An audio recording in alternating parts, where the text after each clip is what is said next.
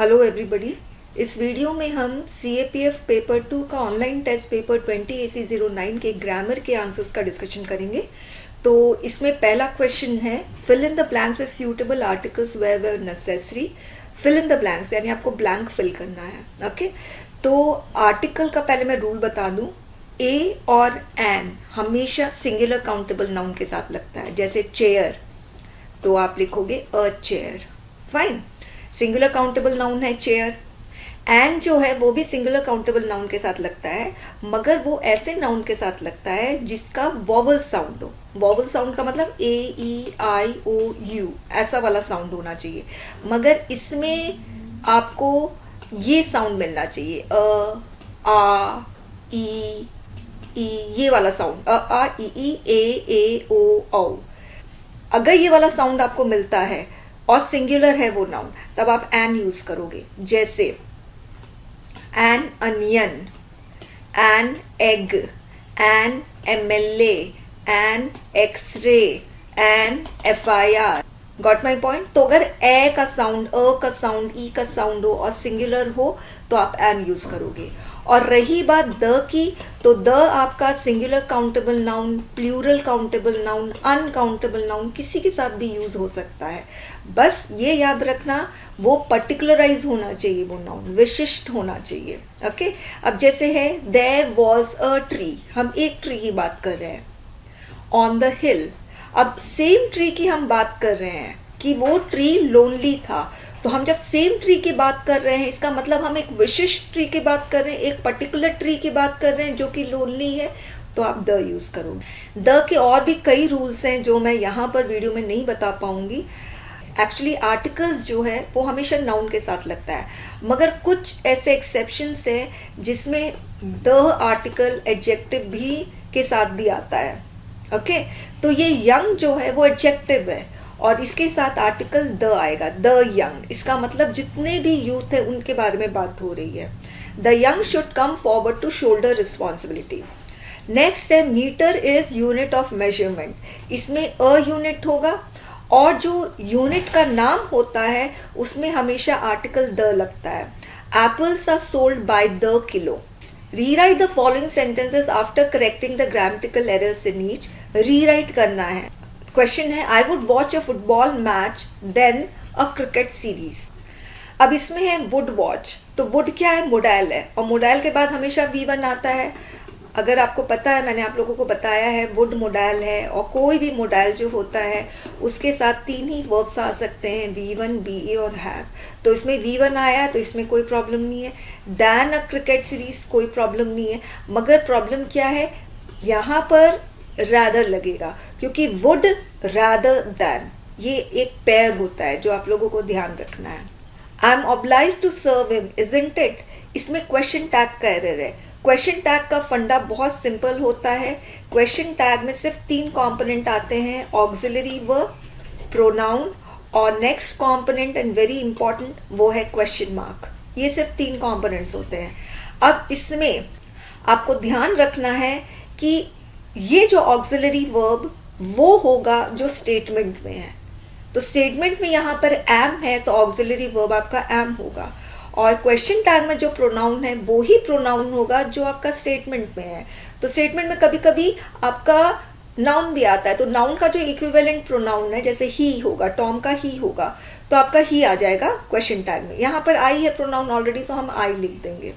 फिर आपको question mark तो देना ही है, मगर एक और रूल है, यदि स्टेटमेंट आपका पॉजिटिव है, यानी कहने का मतलब यदि स्टेटमेंट में आपको नॉट नहीं दिखता है तो आपको क्वेश्चन टैग में नॉट लगाना पड़ेगा, और यदि स्टेटमेंट में आपको नॉट दिखता है तो क्वेश्चन टैग में आप नॉट नहीं लगाओगे। फाइन, तो आपका क्वेश्चन टैग होगा एम नॉट आई, इस तरह से।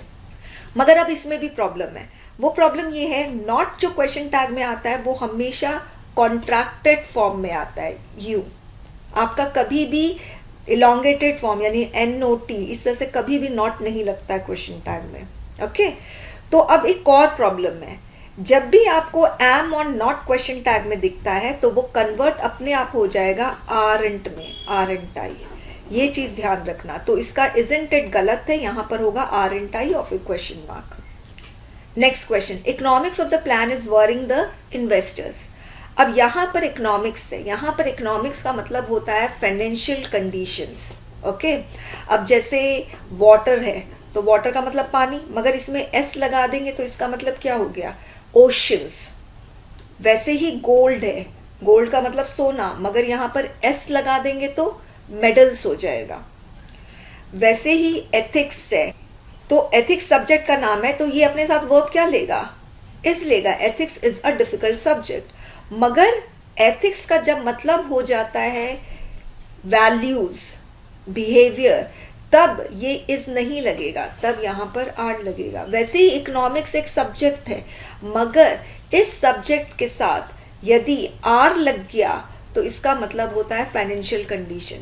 तो अगर हम बोल रहे हैं इकोनॉमिक्स ऑफ द प्लान, तो हम बोल रहे हैं financial conditions of the plan. Okay, और वैसे ही स्टैटिस्टिक, स्टैटिस्टिक्स आपका सब्जेक्ट है, मगर स्टैटिस्टिक्स के साथ हम आर लगाते हैं, तब हम स्टैटिस्टिक्स का मतलब समझते हैं डेटा, और डेटा प्लूरल होता है। क्लियर हो गई बात?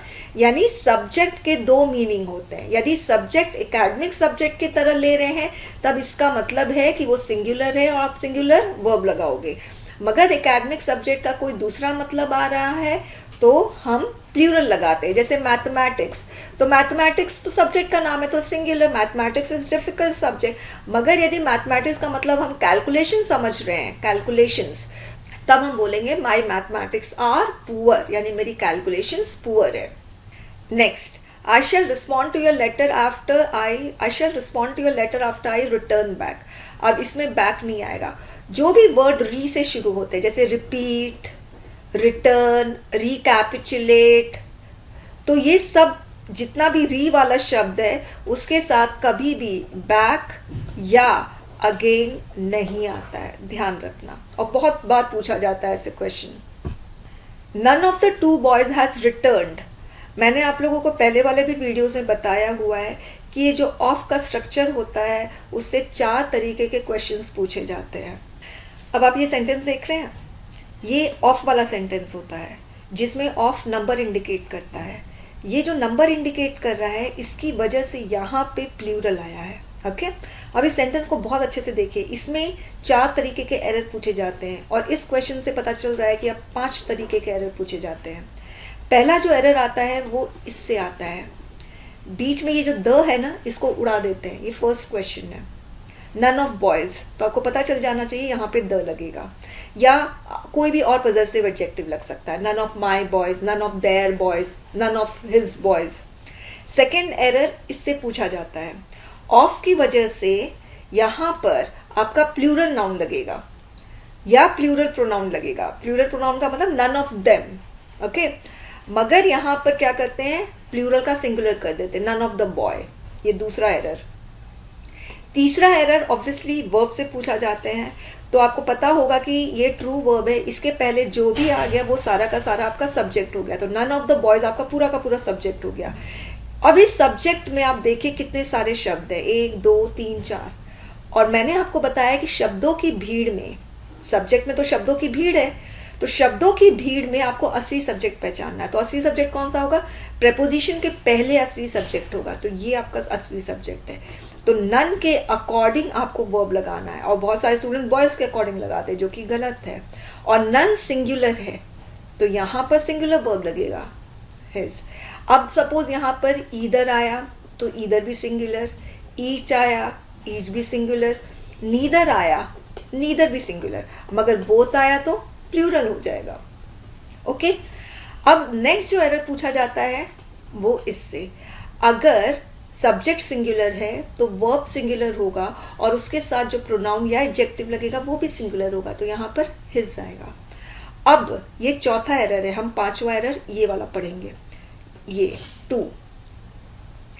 याद रखना स्टूडेंट्स, नीदर, ईदर, ये जो दोनों है इसका मतलब होता है 2, और इसीलिए हमेशा ये 2 के साथ आ सकता है। तो अगर आप लिखते हो नीदर ऑफ द 2 बॉयज, एकदम सही, 2 में से कोई नहीं। ईदर ऑफ द 2 बॉयज, 2 में से 1। तो ईदर और नीदर के साथ आप 2 डिजिट लिख सकते हो, मगर ईदर और नीदर के साथ आप 3 नहीं लिख सकते हो, 4 नहीं लिख सकते हो, 5 नहीं लिख सकते हो, क्योंकि neither either itself mean 2। Got it? अब जो नन होता है इसके साथ कौन सा डिजिट आ सकता है? मोर देन 2 वाला डिजिट आ सकता है। तो none of the 3 boys, none of the 4 boys, आप नन ऑफ द 2 बॉयज नहीं लिख सकते हो, क्योंकि अगर नन ऑफ द 2 बॉयज लिखोगे तो वो गलत हो जाएगा, फिर नन के बदले आपको नीदर लगाना पड़ेगा। तो यहाँ पर 2 है तो इसीलिए यहाँ पर नीदर लगेगा, और नीदर सिंगुलर है तो वर्ब भी सिंगुलर है। ओके, अब जैसे बोथ है, बोथ का मतलब 2 होता है, तो ये कभी भी 2 के साथ नहीं आएगा, बोथ ऑफ द 2 बॉयज। तो याद रखना बोथ के साथ कभी भी 2 नहीं आता। मगर नीदर ईदर का मतलब भी 2 होता है, मगर ये इसके साथ 2 ले सकता है, मगर बोथ अपने साथ कभी 2 नहीं लेगा, और नन अपने साथ कभी भी 2 नहीं लेगा। ये चीज आप ध्यान रखोगे। Okay, rewrite the following sentences as directed. आप देखिए रीराइट लिखा है, यानी अगर फिल इन द ब्लैंक्स भी होगा उसको भी आपको रीराइट करना पड़ेगा। तो पहला है what a pleasant idea, make it assertive. तो असर्टिव सेंटेंस जब भी लिखा रहता है तो इसका मतलब आपको ऐसा सेंटेंस बनाना है जिसमें सबसे पहले सब्जेक्ट आता है फिर वर्ब आता है, इसको हम असर्टिव कहते हैं। अब ये असर्टिव सेंटेंस में नॉट लग भी सकता है, नॉट नहीं भी लग सकता है, मगर यदि असर्टिव की जगह एफर्मेटिव लिखा रहता है तब आपको ऐसा सेंटेंस लगाना है जिसमें नॉट नहीं हो। ओके, अब व्हाट अ प्लेजेंट आइडिया, तो इसको असर्टिव बनाना है और मीनिंग भी नहीं चेंज करनी है, तो आप क्या कर सकते हो, प्लेजेंट आइडिया को तो प्लेजेंट आइडिया ही लिखो, और व्हाट अ प्लेजेंट आइडिया, इसका मतलब है हम बोल रहे हैं बहुत प्लेजेंट है, तो हमें वेरी तो लगाना पड़ेगा, और फिर हम इट लगा दे, it is a very pleasant idea, आपको अ तो लगाना पड़ेगा। ओके, तो अगर आप अ नहीं लगाते तो गड़बड़ हो जाएगी। पी में कैपिटल पी कर दोगे तो आपको मार्क्स नहीं मिलेंगे, आइडिया में आई कैपिटल कर दोगे तो मार्क्स नहीं मिलेंगे, प्लेजेंट की स्पेलिंग गलत कर दोगे मार्क्स नहीं मिलेंगे, फुल स्टॉप नहीं लगाओगे तो मार्क्स नहीं मिलेंगे। My father's moods were as hot as Chennai's climate, change the degree, इसमें लिखा है चेंज द डिग्री, तो ऑब्वियसली आप इसको कंपैरेटिव डिग्री में ही चेंज कर सकते हो, आप इसको सुपरलेटिव डिग्री में इसलिए नहीं चेंज कर सकते हो क्योंकि इसमें 2 चीजों के बीच में कंपैरिजन हो रहा है, फादर्स मूड और चेन्नई क्लाइमेट। सुपरलेटिव डिग्री हम तब यूज करते हैं जब मोर देन 2 का कंपैरिजन हो। ओके, और पॉजिटिव डिग्री में आप कर नहीं पाओगे क्योंकि पॉजिटिव डिग्री ऑलरेडी है, हॉट से पता चल रहा है। अब चेंज द डिग्री है तो आपको कंपैरेटिव डिग्री में करना पड़ेगा, तो हॉट का कंपैरेटिव क्या होगा, हॉटर। फिर इस कंपैरेटिव डिग्री का कीवर्ड कौन सा होगा, देन होगा। उसके बाद आपको क्या करना है, आप जब डिग्री चेंज करते हो तो आप मीनिंग नहीं चेंज कर सकते हो, तो चेन्नई क्लाइमेट आप यहाँ पर लिखोगे, चेन्नई क्लाइमेट मैंने शॉर्ट में लिख दिया है, चेन्नई क्लाइमेट, उसमें अपॉस्ट्रोफी एस लगा है तो आप अपॉस्ट्रोफी एस भी लगाओगे, क्लाइमेट की स्पेलिंग नहीं बदलोगे, चेंज नहीं करोगे, स्पेलिंग मिस्टेक नहीं करनी है बेसिकली। उसके बाद चेन्नई क्लाइमेट इज, और यहाँ पे माई फादर्स मूड इधर पे आ जाएगा, माई फादर्स मूड। अब देखो मूड्स लिखा है तो एस लगाओगे यहाँ पर। ओके, अब सिंस आप मीनिंग नहीं चेंज कर सकते हो, अगर आप बोलोगे Chennai's climate is hotter than my father's moods तो मीनिंग चेंज हो गई, और अगर मैंने यहाँ पे नॉट लगा दिया तो मीनिंग नहीं चेंज होगी। तो रूल ये कहता है डिग्री का कि अगर 2 चीज के 2 नाउन के बीच में कंपैरिजन हो रहा है और आपको पॉजिटिव डिग्री है तो कंपैरेटिव में करना है, कंपैरेटिव डिग्री है तो पॉजिटिव में करना है, तो सिंपल सी चीज है, आप पहले डिग्री चेंज कर दो, उसका कीवर्ड यूज कर दो, फिर सब्जेक्ट और ऑब्जेक्ट का पोजीशन चेंज कर दो, चेन्नई को इधर ले आओ, फादर को इधर लेकर आ जाओ, और उस अगर नॉट है तो नॉट मत लगाना, नॉट नहीं है क्वेश्चन में तो नॉट लगाना है, very simple. Next question, don't lose faith. अब इसमें ऐड अ क्वेश्चन टैग है, तो क्वेश्चन टैग का फंडा मैंने आपको पहले ही बता दिया था, जो मैंने फंडा आपको पहले बताया है अभी अभी, तो वो फंडा अप्लाई होता है ऐसे स्टेटमेंट में जो सब्जेक्ट से शुरू होता है और जो एक ऑर्डिनरी सेंटेंस होता है जो सब्जेक्ट से शुरू होता है और फिर वर्ब आता है, ये एक ऑर्डिनरी सेंटेंस है। ओके, तो ऐसे में क्वेश्चन टैग बनाना अभी अभी आपने सीखा है, मगर ये ऑर्डिनरी सेंटेंस नहीं है, आप देख रहे हो ये सेंटेंस जो है वो वर्ब से शुरू हो रहा है, तो इसमें क्वेश्चन टैग थोड़ा डिफरेंट आएगा। वो ये है, जब भी आपको इस तरह का ऑर्डर वाला सेंटेंस, एडवाइस वाला सेंटेंस, सजेशन, रिक्वेस्ट वाला सेंटेंस जो वर्ब से शुरू हो रहा है, तो ऐसे केस में आप हमेशा विल यू क्वेश्चन टैग बनाओगे। ऑब्वियसली इसमें हम बोल रहे हैं यू डोंट लूज फेथ, इसीलिए यू आ गया है, और विल हमेशा लगेगा। आप ये मत देखना यहाँ पे वर्ब लगा है डू तो मुझे यहाँ पे डू लगाना नहीं, आप इसलिए ये वाला वर्ब नहीं लगाओगे क्योंकि सेंटेंस ही वर्ब से शुरू हो रहा है। अगर ये सेंटेंस वर्ब से नहीं शुरू होता और नॉर्मल इस वाले स्ट्रक्चर में आता तब तो आप वो वाला वर्ब लगाते जो स्टेटमेंट में है, मगर ये सिंस वर्ब से शुरू हुआ है तो ये ऑर्डर वाला सेंटेंस है, रिक्वेस्ट वाला सेंटेंस है, सजेशन वाला सेंटेंस है, तो कभी भी यहाँ पे डू नहीं लगेगा। ऑर्डर रिक्वेस्ट वाले सेंटेंस में आपका हमेशा विल लगता है वर्ब। ओके, और भी डिटेल रूल है, मगर फिलहाल अभी इतना ही काफी है इस क्वेश्चन को समझने के लिए। Did you like the story Meenu रघुआद, रीराइट इनटू डायरेक्ट स्पीच। देखिए स्टूडेंट्स, एक डायरेक्ट स्पीच होता है और एक इनडायरेक्ट स्पीच होता है। डायरेक्ट स्पीच में आपको हमेशा इस तरह के डबल कोट्स दिखेंगे, आपको ऐसे कॉमा भी दिखेंगे। ओके, और कभी आपको डायरेक्ट स्पीच में क्वेश्चन मार्क दिखता है, कभी एक्सक्लेमेटरी मार्क दिखता है, फाइन, कभी फुल स्टॉप दिखता है।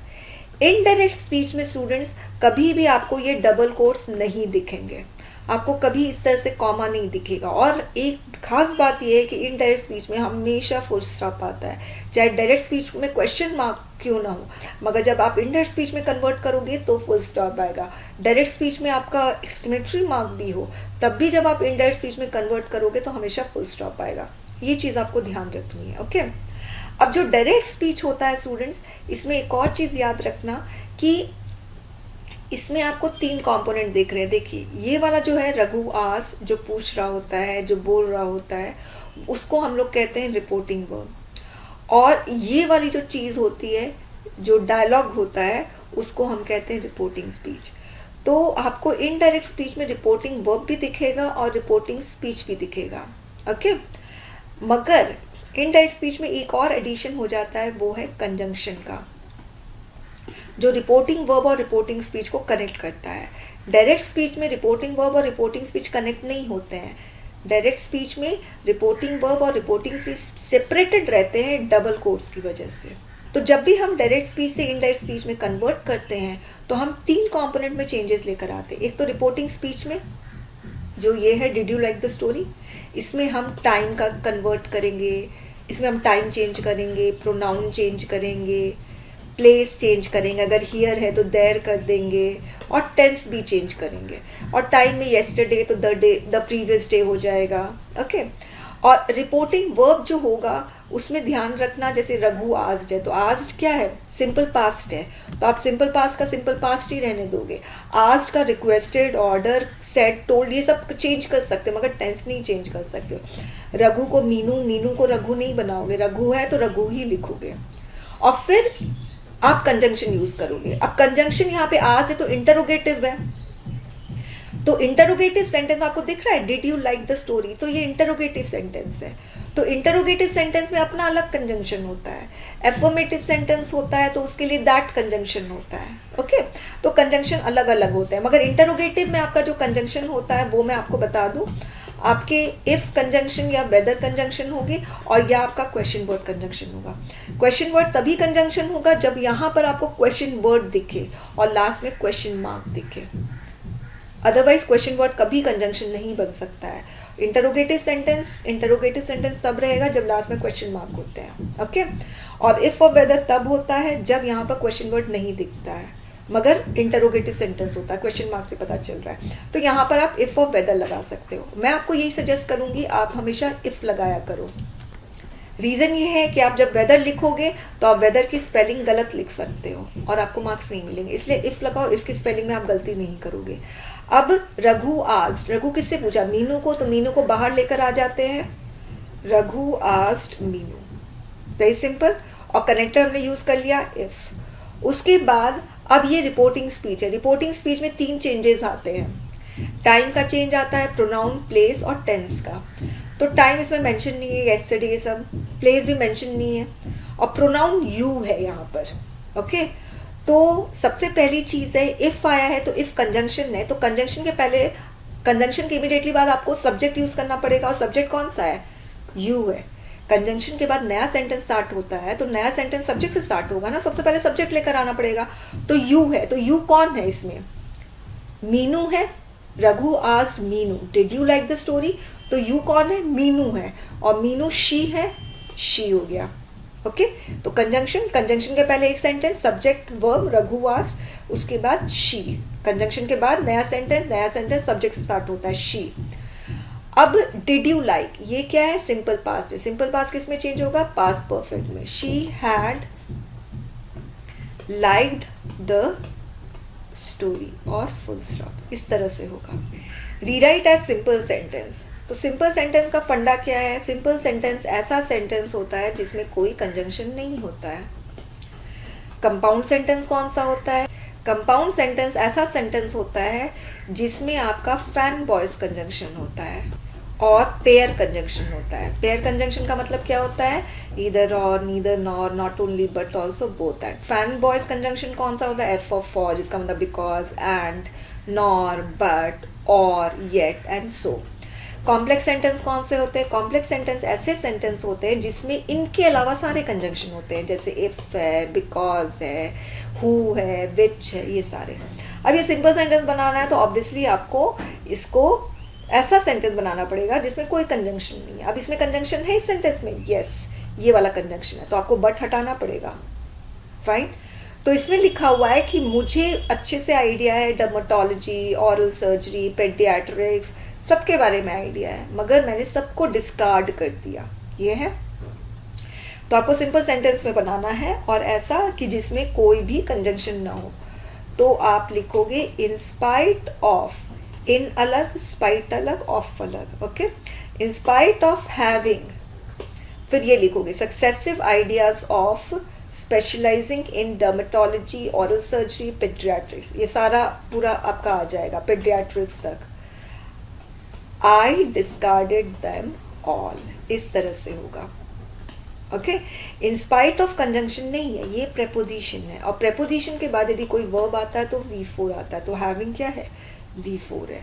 और आप देखो एक ही सेंटेंस है, सब्जेक्ट एक, वर्ब एक। यहाँ पर दो सेंटेंस है, सब्जेक्ट और वर्ब, आई हैड। दूसरा डिस्कार्डेड, ये वर्ब है, और कौन डिस्कार्ड किया? आई। फाइन। तो ये एक सिंपल सेंटेंस हो गया। नेक्स्ट है व्हाट डिड ही से, चेंज इनटू एक्टिव वॉइस। अब देखिए इस क्वेश्चन में साफ साफ लिखा है एक्टिव वॉइस में चेंज करना, कभी कभी लिखता है चेंज वॉइस। ऐसे केस में आपको पहचानना होगा कि क्वेश्चन में जो सेंटेंस है वो एक्टिव वॉइस में है कि पैसिव वॉइस में।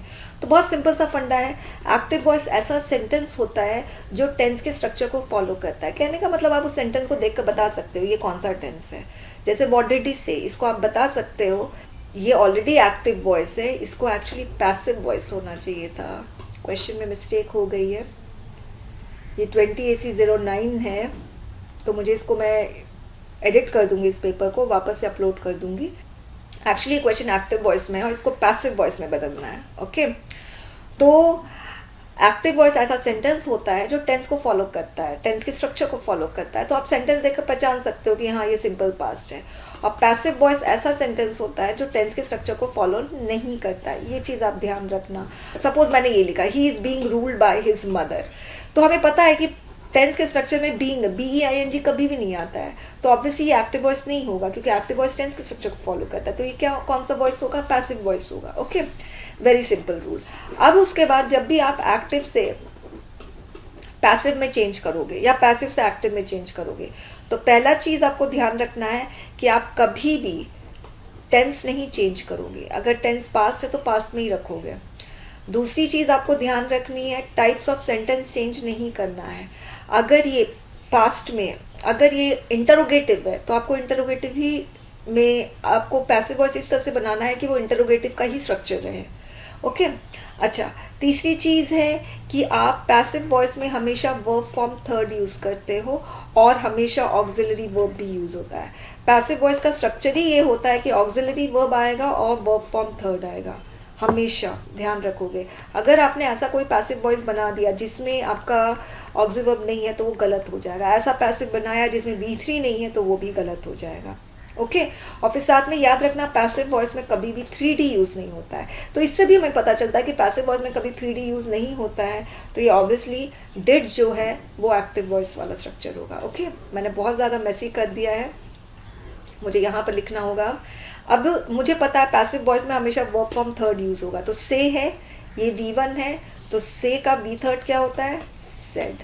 और मुझे अच्छे से पता है कि वॉट आएगा क्योंकि ये इंटरोगेटिव सेंटेंस है। वॉट आ गया। ये पास्ट है, सिंपल पास्ट है, तो सिंपल पास्ट का वॉट वॉज, तो वॉट वॉज सेड आ गया। और बाय हिम, ही का हमने क्या कर दिया? बाय हिम कर दिया। What was said by him. Next है the boy was too exhausted to get out of the pool. अब यहाँ पर टू, इसका मतलब क्या होता है? इतना कि नहीं कर सकता, इतना एग्जॉस्टेड है कि वो नहीं आ सकता पूल से बाहर। ओके, तो आप इसको सो दैट में कैसे बदलोगे? ये टू की जगह आपको सो लगाना है। The boy was so exhausted. Okay, अब उसके बाद जब दैट लगाओगे तो दैट कंजंक्शन है, इसके बाद एक नया सेंटेंस शुरू होगा, तो दैट के बाद एक नया सेंटेंस शुरू होगा। और नया सेंटेंस शुरू होगा तो आपको पता है सेंटेंस की शुरुआत किससे होती है? सब्जेक्ट से होती है। तो यहाँ पर सब्जेक्ट आप ही लगाओगे। किसके लिए ही है? बॉय के लिए। The boy was so exhausted that ही नहीं आ सकता पूल से बाहर। ही कुड नॉट। कुड क्यों लिखा है? क्योंकि यहाँ पर वॉज है, पास्ट है, इसीलिए आप कुड लिखोगे। अगर इज रहता तो आप कैन लिखते। Could not get out of the pool. Okay, the boy was so exhausted that he could not get out of the pool. Industrial waste the atmosphere. अब ये पोल्यूट है, तो पोल्यूट आपका वर्ब है, यहाँ पर इंडस्ट्रियल वेस्ट आपका subject है, और जिसमें असली सब्जेक्ट आपका वेस्ट है, और वेस्ट प्लूरल है, तो आप जो वर्ब लगाओगे स्टूडेंट्स वो भी प्लूरल ही होगा। आपको तो रूल पता ही है भाई, सब्जेक्ट यदि सिंगुलर होगा तो वर्ब सिंगुलर, सब्जेक्ट यदि प्लूरल होगा तो वर्ब प्लूरल, सब्जेक्ट यदि प्रेजेंट होगा तो वर्ब प्रेजेंट, सब्जेक्ट यदि पास्ट होगा तो वर्ब पास्ट। तो एक्चुअली हम वर्ब को सब्जेक्ट के टाइम और नंबर के अकॉर्डिंग एडजस्ट करते हैं। ओके, अब कैसे पता लगाए कौन सा सिंगुलर वर्ब है कौन सा प्लूरल वर्ब है? तो वो भी बहुत सिंपल है। ये सी है, ये प्लूरल वर्ब है, और इसमें अगर हम एस लगा दें तो ये कौन सा वर्ब हो जाएगा? सिंगुलर वर्ब हो जाएगा। Okay, S for singular. अब राइड है, राइड क्या है? प्लूरल, एस लगा दोगे सिंगुलर, राइड्स। टीच है प्लूरल, एस लगा दोगे तो singular, S for singular. Okay, तो जो भी वर्ब में लास्ट में एस आता है वो सारा सिंगुलर होता है। आप देख लो, is, was, has, does, sees, writes, teaches, feels, writes। तो लास्ट में जहां पर एस लग गया वो सिंगुलर होता है, और एस हटा दे तो प्लूरल। तो इंडस्ट्रियल वेस्ट में वेस्ट प्लूरल है, और हम वर्ब प्लूरल लगाएंगे, पोल्यूट लगाएंगे। ओके, पोल्यूट होगा आंसर। फाइन, एस लगा दोगे तो सिंगुलर हो जाएगा, पोल्यूट्स नहीं करना है, पोल्यूट। अब इसमें हम पोल्यूट क्यों कर रहे हैं, आर पोल्यूटिंग क्यों नहीं कर रहे हैं? क्योंकि हैबिचुअल चीज है, यूनिवर्सल ट्रुथ है कि इंडस्ट्रियल वेस्ट एटमॉस्फेयर को पोल्यूट करता है, इसीलिए सिंपल प्रेजेंट में होगा। Next, soon he walked up to the king and whispered something in his ears. No sooner. No sooner पे बहुत क्वेश्चन आते हैं। पहला तो एरर ही पूछ लेता है, नो सूनर के साथ आपका दैन लगता है, कभी भी THEN नहीं लगेगा, THAN लगता है। दूसरा है, नो सूनर अगर सेंटेंस की शुरुआत में आता है तो उसके बाद आपका एक ऑक्सिलरी वर्ब लगता है और फिर सब्जेक्ट आता है, ये चीज आपको ध्यान रखना है। और जब भी नो सूनर वाला क्वेश्चन आता है और आपको बोला जाता है रीराइट करने के लिए, तो आप टेंस नहीं चेंज करोगे कभी भी। सून ही वॉक्ड, ये पास्ट है, तो आप क्या करोगे? नो सूनर शुरुआत में लेकर आओगे, उसके बाद आपको ऑक्सी वर्ब लेकर आना है। ये पास्ट है तो आप क्या करोगे? इसमें कोई भी ऑक्सी वर्ब नजर नहीं आ रहा है, तो जब भी आपको ऑक्सी वर्ब नजर नहीं आता और आपको लगता है कि आपको ऑक्सी वर्ब की जरूरत है, ऐसे केस में 3D की सहायता लोगे, डू, डज और डिड, ये है 3D।